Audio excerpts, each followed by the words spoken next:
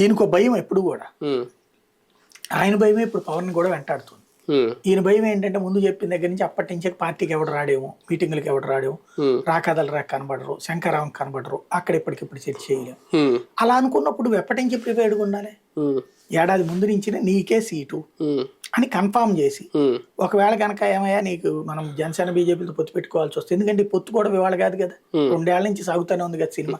కాబట్టి ఇదిగో వాళ్ళు పొత్తులు ఇట్లా అడుగుతారు, నీ ఏరియాలో అయితే ఇవ్వాల్సి వస్తుందయా, నువ్వు దానికి కూడా ప్రిపేర్డ్ ఉండు, మళ్ళీ ఆ చివరిలో నాకు రచ్చ చేయకూడదు, వాళ్ళకి ఇచ్చేటట్టయితే కనుక నువ్వు కూడా వాళ్ళకి సపోర్ట్ చేయాలి, ఆ తర్వాత నేను చూసుకుంటాను ముందుగా కన్విన్స్ చేస్తే అసలు ఈ వివాదం ఎందుకు వస్తుంది అంటే ఈయనకి భయం.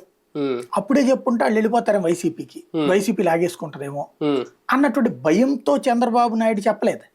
అంటే మోసం చేసింది వాళ్ళ కార్యకర్తలను ఎవరు, వాళ్ళ నాయకుల్ని చంద్రబాబు తప్పించి. ఇప్పుడు ఇంకా పవన్ కళ్యాణ్ కంటే ఓ మాట అనొచ్చు, ఆయనకి తనకేం సీట్లు వస్తాయో తనకే తెలియదు చంద్రబాబుతో కూర్చునేదాకా. కానీ చంద్రబాబుకి అయితే తెలుసు కదా వాళ్ళకి ఏమి ఇవ్వాలన్నటువంటిది.